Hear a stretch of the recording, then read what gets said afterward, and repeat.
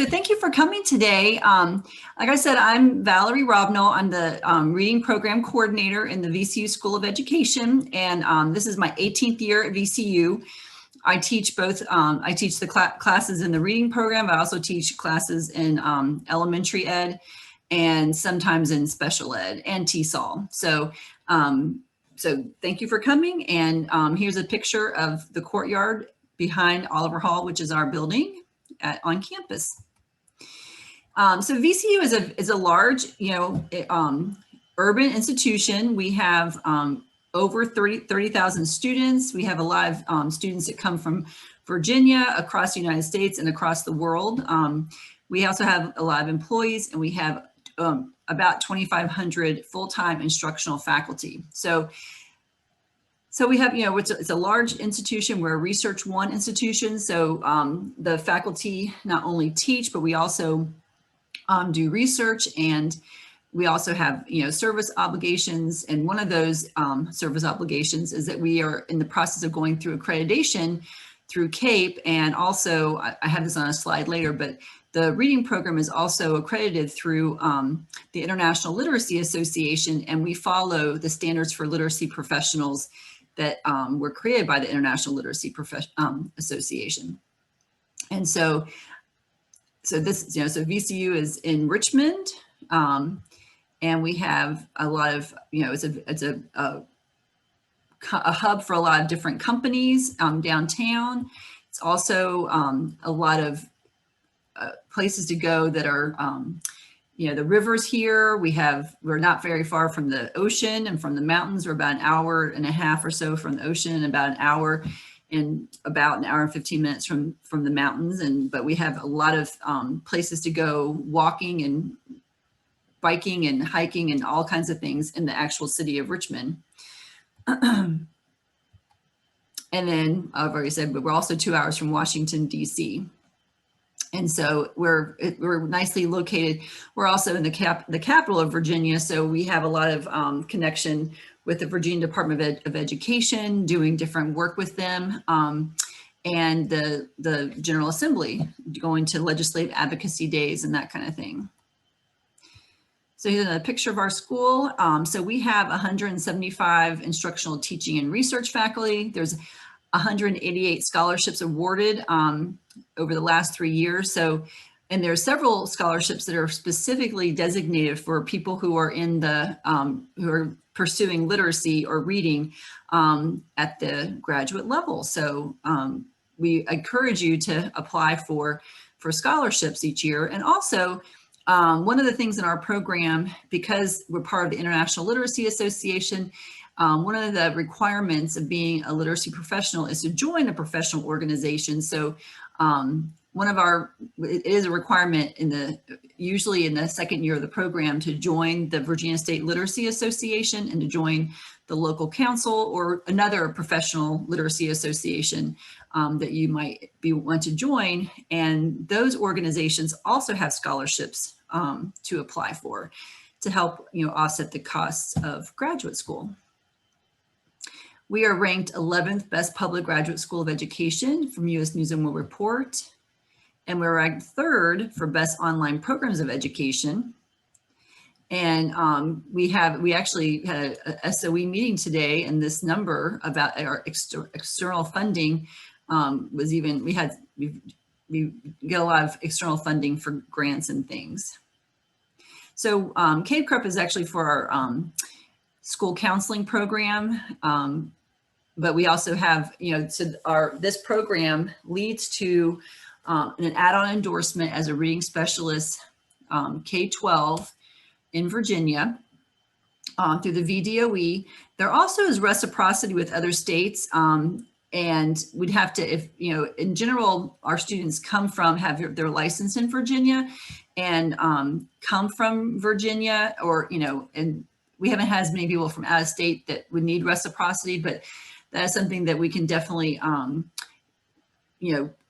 look into if there's someone from another state who wants to get their reading specialist endorsement. But we actually have just gone through the process of aligning all of our syllabi, all of our coursework to the VDOE's matrices for the reading, for reading specialists. And so we've gone through that process, as well as for CAPE is our National Accreditation Association. And we are actually having our big visit in April of 2021. And part of that CAPE accreditation is, as I submitted, to be nationally recognized by the International Literacy Association, which helps as part of that CAPE accreditation. And so there's a lot of things that a lot of data that we collect in different courses, and we do a lot of analysis of how our students are doing for accreditation, because we always are in a continual improvement of our programs to always try to make them better. And here are some of our faculty. My picture's on the top left, and then another faculty member in the program is Dr. Bill Muth. He is adult literacy and adolescent literacy, and teaches our reading the content area class in particular. My department chair is actually Joan Rhodes, who's on the top right hand corner, and she has been a faculty member in the reading program, but now she's our department chair. So she might teach a class, ever so often. And then Hillary Parkhouse is on the bottom left corner. She teaches our English as a second language course, which is one of our electives in the program. And then Dr. Ross Collin is an English ed faculty member, but he teaches reading the content area, and it's possible he may teach another class in the future. And then Dr. Christine Bay teaches in our foundations department, because if you're going to get the master's in education degree, you would actually take 3 courses in our foundations department. And one of those courses is advanced educational psychology, and she is one of the faculty members who teaches that course. But of course, there's other faculty who teach that course as well. And so our faculty are all we're all very interested in the research that we do and how it applies in the teaching that we do, but we're very focused on our students and our students' success in the program. And so, but we are involved in research, also involved obviously in education and improving our programs continuously. All right, so, and like I said, our students are our #1 priority. So we are always working to support our students as best we can. All right, so we have in the School of Ed 5 undergraduate programs, 2 doctoral programs with 8 tracks. I also teach and advise in the curriculum, culture, and change doctoral, the concentration in the PhD in education. Oops. And for those of you who have just entered, just if you have any questions, just stop me and I will answer your questions. I'm going to also have time definitely at the end to answer questions, and I will, this is also being recorded, but right now I'm just kind of giving you an overview of the School of Education. So we have 2 master's programs, but 6 tracks and 15 concentrations. So the M.Ed in reading is one of our tracks, and then we have the reading specialist K-12 concentration. We also have 2 concentrations in TESOL that they're housed underneath the M.Ed in reading. And so those are one's TESOL K-12 and one's TESOL adult. And then we have 13 certificate or endorsement programs, which the postmaster certificate for reading specialist is one of those, is a postmaster certificate. So you have to already have your master's degree in order to get to pursue the postmaster certificate.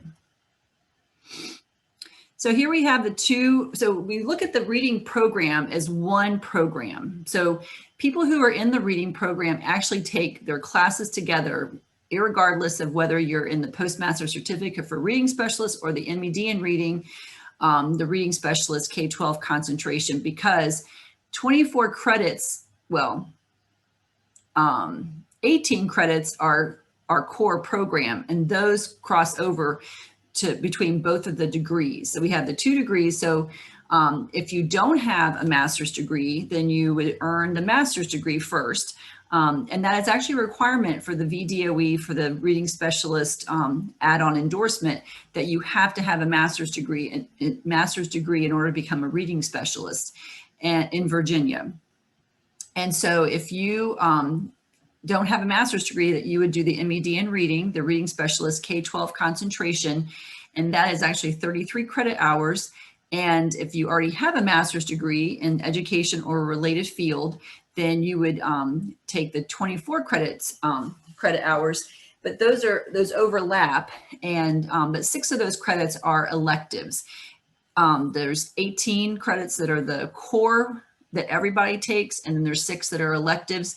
And in the electives, almost everybody takes our teaching language arts class, and then another elective, but that's not required, but most people do take our teaching language arts class, which is usually offered in the summer. And so some people take it at the beginning of the program when they're first getting started in the summer, or they might take it in this, the second summer when they're doing the internship,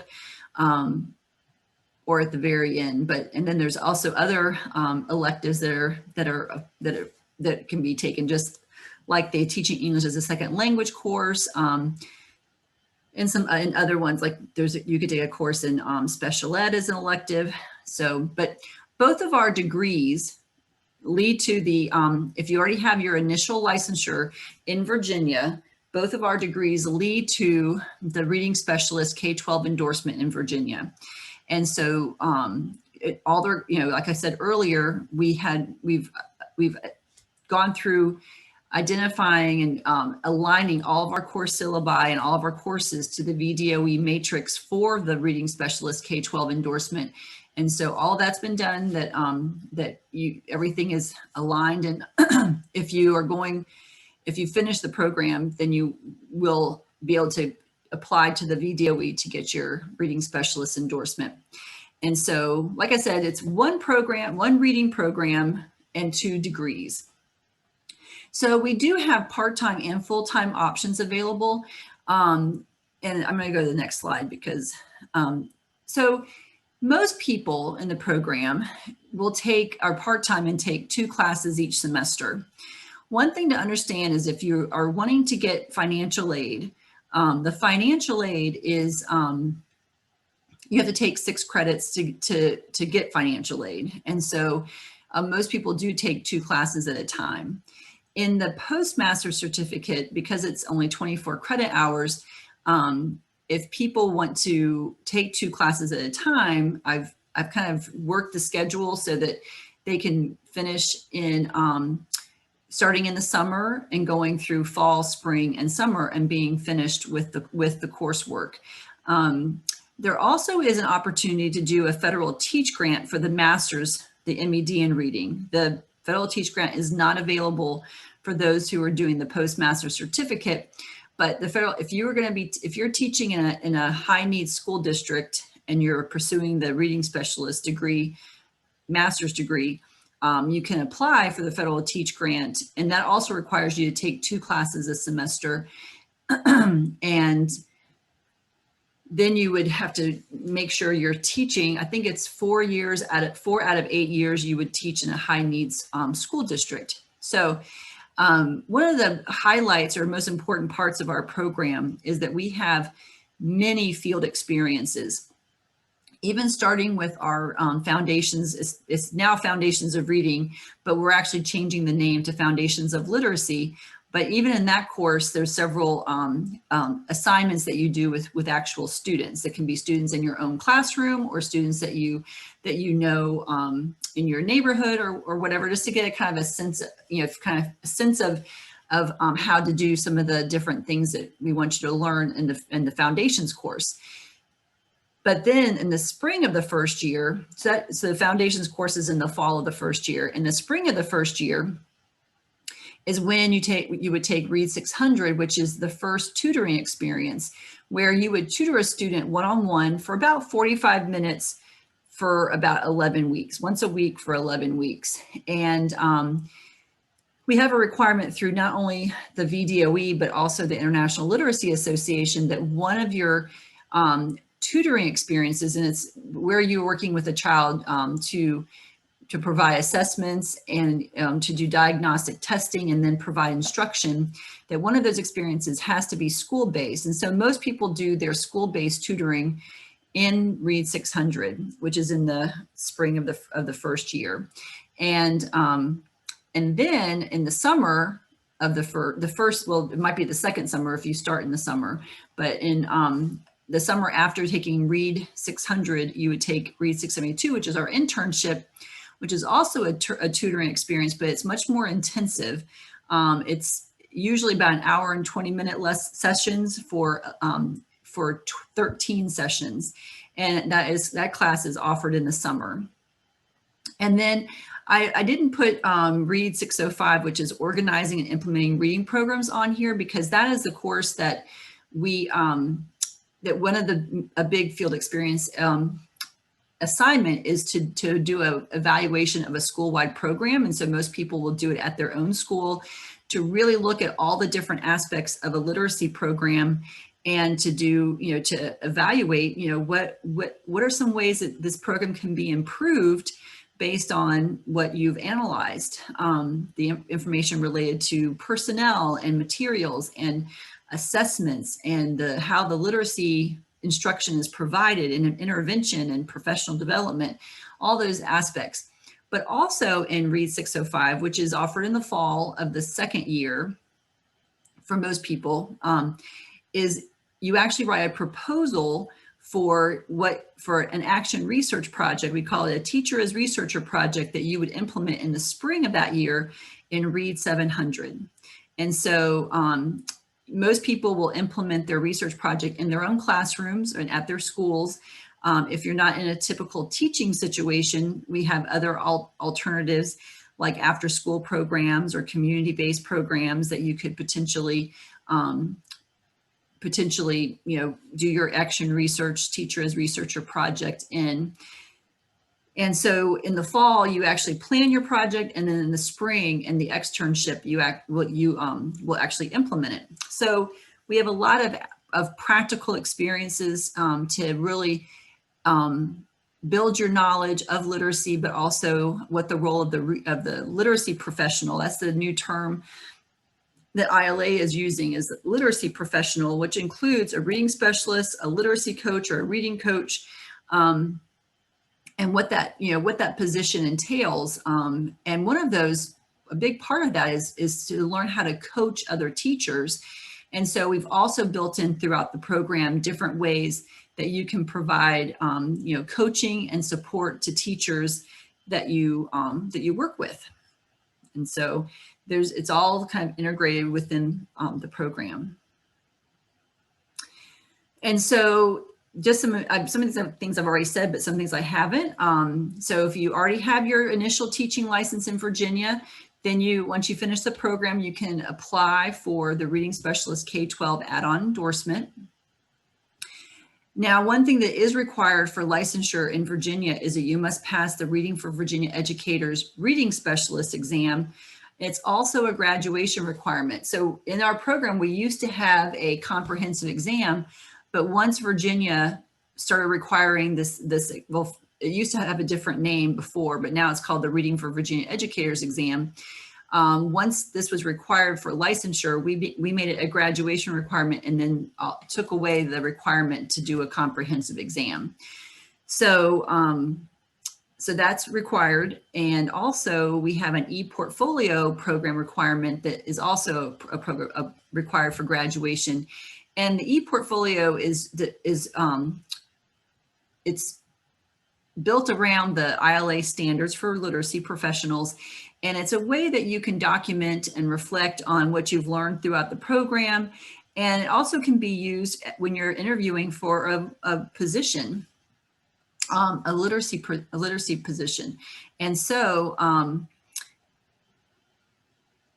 so that's one of the requirements. And I've already said that we have national recognition. I think maybe I have a question in the chat. Let me see if I can see it. Okay, so the question is, do you have to be a licensed teacher to apply for the Master's in Education, the M.Ed. in Reading? The answer is, I'm going to give you, the answer is no, but also have to be very clear that if you do not already have your teaching license, you will not be able to get the Reading Specialist endorsement, and it cannot lead to a teaching license. And so I will say that I have students who come into the program who have a provisional license, and they've used the coursework in the MED and reading to help move them from a provisional license to a full license in Virginia. But if we've had several people over the years who have not had a teaching license and sometimes had no intention of being a teacher, but wanted to do this to work in a community program. One person recently is an adult, she's an adult literacy person, and she wants to work in adult literacy. And this was a way for her to increase her knowledge of literacy and when she works with adults. And so we will take that on a case-to-case, case-by-case basis. And so what I'm going to say is on the next slide, I think, come on. Okay, so admissions, requirements for admission for both degrees. Let me make sure we say degrees instead of programs. So there's an online application. So on the VCU homepage, which is vcu.edu, you'll see a link for prospective students and graduate school.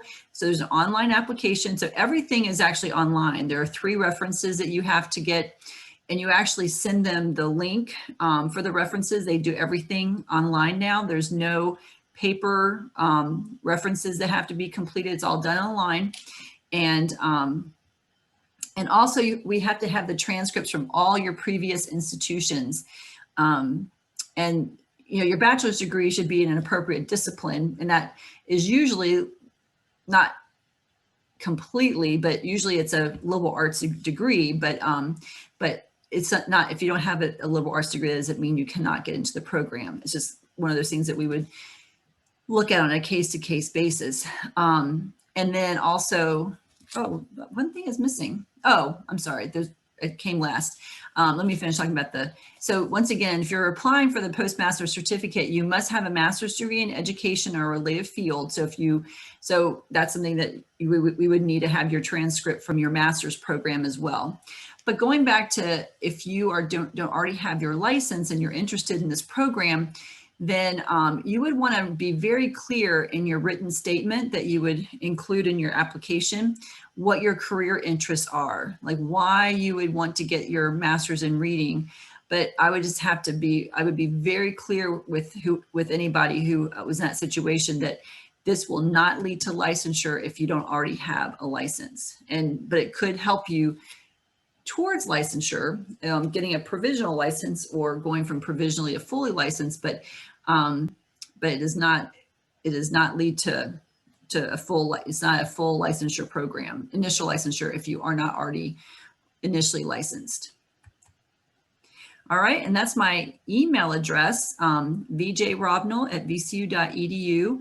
And then there's a link to the soe.vcu.edu prospective students with information. And I'm gonna stop here, stop sharing. And then I'm gonna put in the chat my email.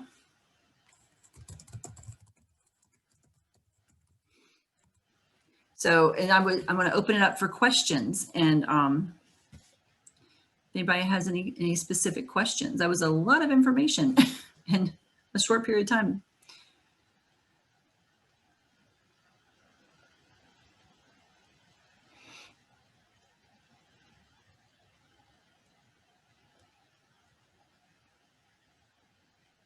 And if you don't have any questions now, are there any scholarships? Yes, there are.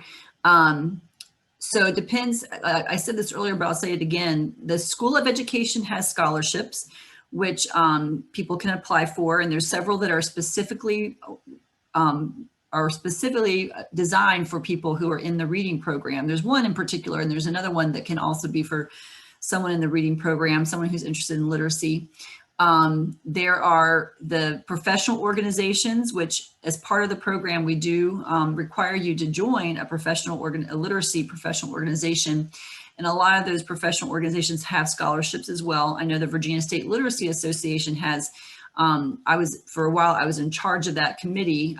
We actually had four scholarships each year. And the hope was to give 2 to graduate students and 2 to undergraduate students, but there were graduate student scholarships available. And then there's also, the only grant that I know of is the federal Teach grant, and that's designed for people who know they want to teach in high need schools. And I think you have to give 4 years in the high need school if you get the federal Teach grant at 8 years. And you have to be doing the Master's of Education. You can't be doing the postmaster certificate. So that is one issue about doing the postmaster certificate, is that you are not eligible for the federal Teach grant. Catherine, do you have a question? Do you want to type it in the chat?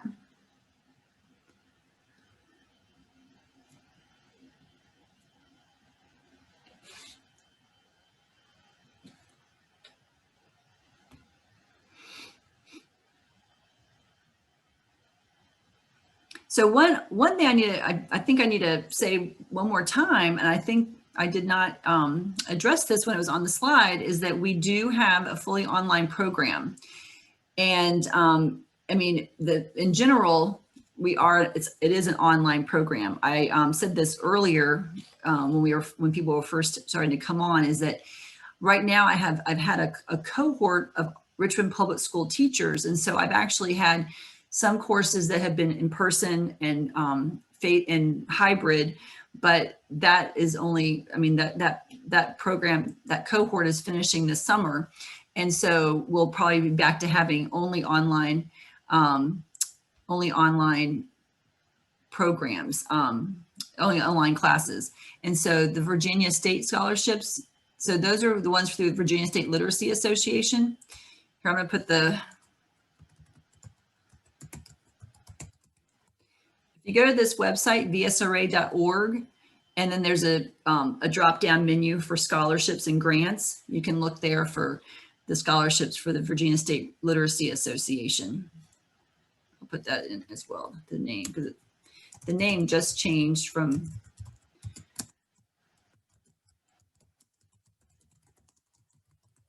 it was the Virginia State Reading Association for 50 years, and now it's the Virginia State Literacy Association. Almost all of our professional organizations have changed the term reading to literacy, and at the state, local, national, and international levels.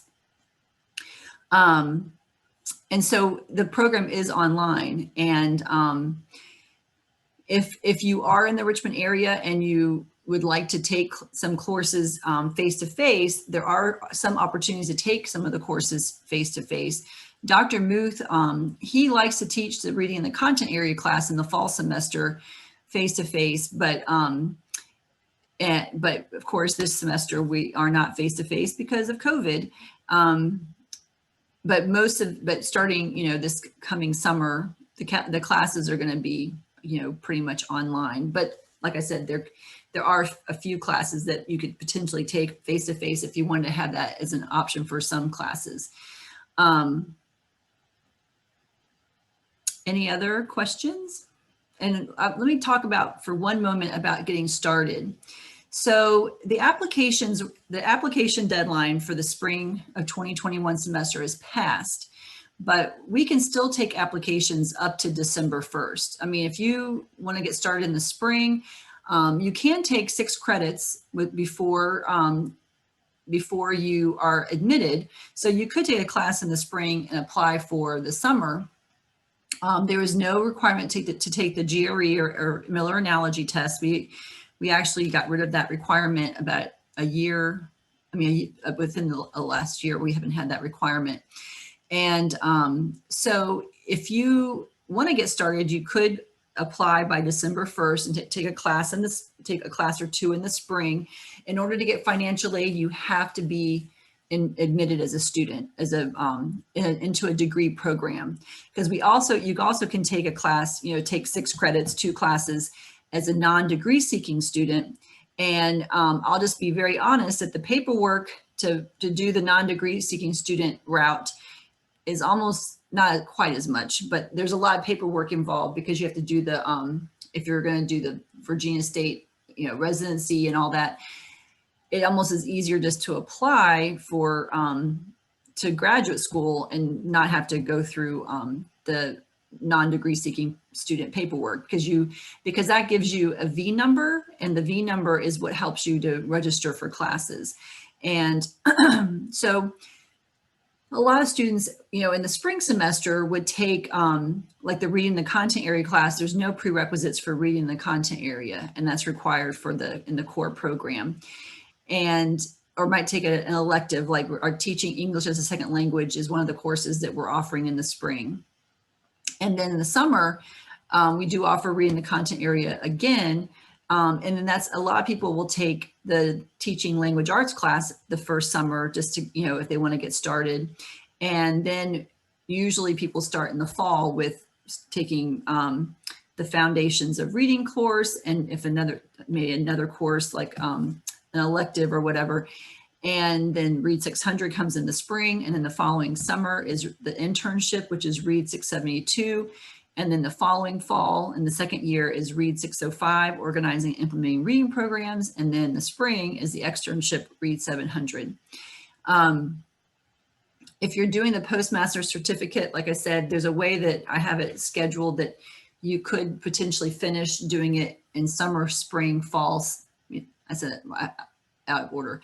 Summer, fall, spring, summer, doing it in 4 semesters and getting done. So anyway, that's the 2 different pathways, the 2 degrees that make up the reading program. And I'll wait for another minute to see if there's any more questions.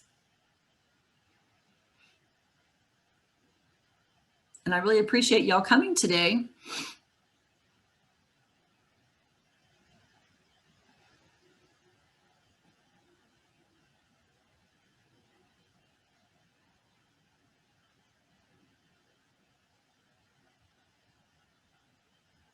So I'm using my wait time. It seems like there are no other. Oh, thank you. I appreciate your time as well.